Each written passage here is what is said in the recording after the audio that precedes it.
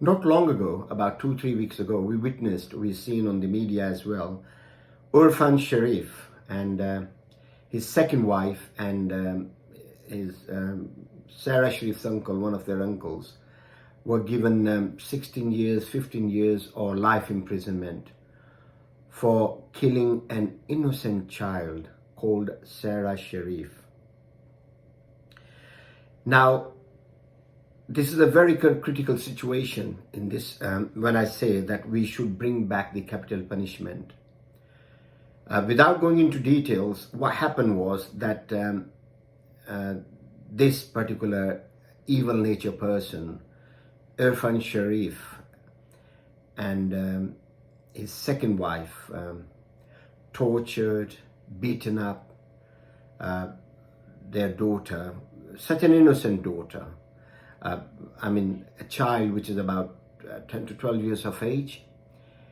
And eventually the cane or the iron bar he used, which was found later on by the police. After killing this innocent child, he escaped the country with his wife, and they went to Pakistan. And from Pakistan, of course, he called British police, and he started crying and clearly admitting that he has murdered or killed his child. Police visited the house, and then they found the dead body of this innocent child, Sarah Sharif. And then, of course,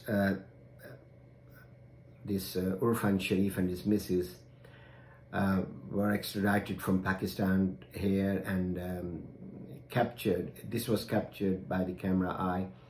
From the plane, he was arrested and the trial started. And the stepmother of Sarah Sharif, in the interview, every single question has been asked.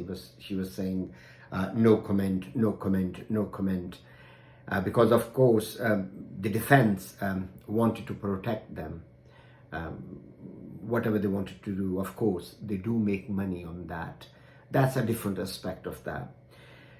Now, when this child was beaten up by her own father and stepmother, surely she sustained a lot of bruises around her body, head, face, or whatsoever.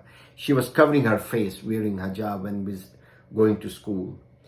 And then I'm certainly alarmed with the social services. How come they did not act? All those assault and bruises.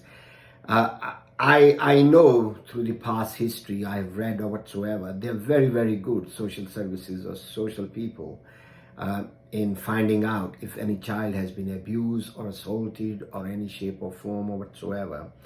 So they certainly have failed in their duties, social workers. That's another aspect which could be discussed later on. But my main discussion of this video tonight is that the capital punishment should be brought. Irfan Sharif, when went to Pakistan, when he made a call, he accepted his guilt, that he is guilty of this crime and he is the one who killed his daughter. Then, of course, the jury and the trial started, and he was convicted along with the other two people beyond reasonable doubts. I would say well over beyond reasonable doubts. He was convicted and he was given life imprisonment. Now, my question is that if there is any doubt of anything, if the person claims to be innocent, through the entire procedure, through the trial and everything, then of course there is doubt, then the life imprisonment is a reasonable sentence that should be passed rather than giving a death sentence or capital punishment. But in this case I'm talking about, Irfan Sharif has accepted on a number of occasions that how he has beaten his daughter, and when he killed his daughter, he's the one who was present there and left her body in the house and went to Pakistan. So there is no doubt, there is no benefit of doubt at all, or this has been beyond reasonable doubts. So why this person has not been given a capital punishment? why for the rest of his life the taxpayers' money while he is in prison will be wasted. Somebody tell me, correct me if I'm wrong, it cost taxpayers from 1,000 to 1,500 pounds per week to have this inmate to live on.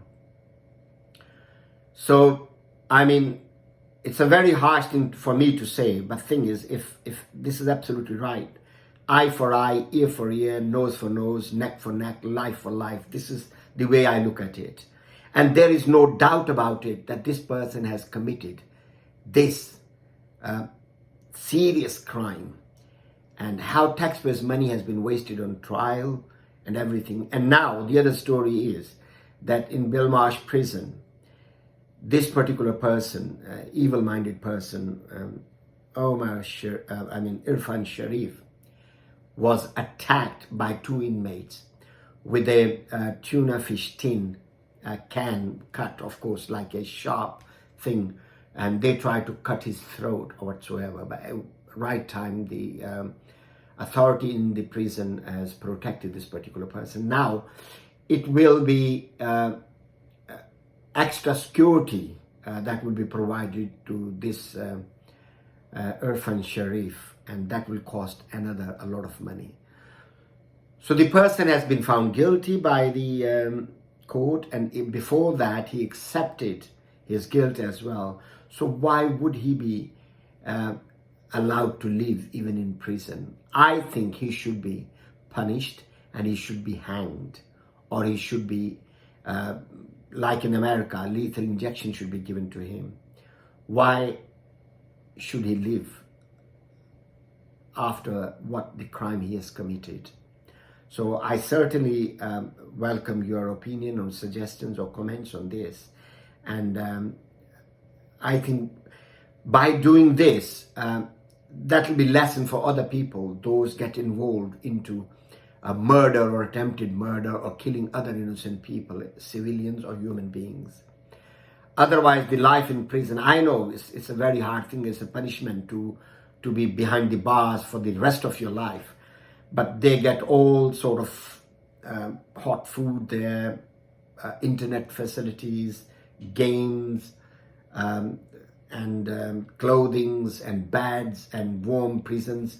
I know on humanitarian grounds, or people are backing up these things, that they should be provided with that. These prisons should be for people, those are with other crimes like robbery or stealing or bodily harm or something like that. But taking somebody's life, the person's life has to be taken, I'm afraid. And the person has accepted his guilt. There is no doubt.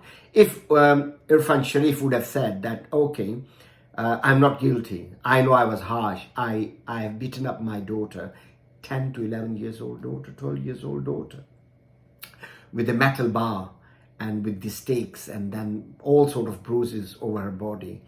And still, if he would have claimed his innocence, then of course, I would say that life imprisonment would have been appropriate.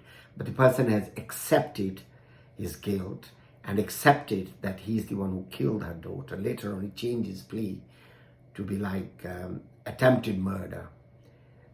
I think this person's life should be taken as is taken that innocent child's life.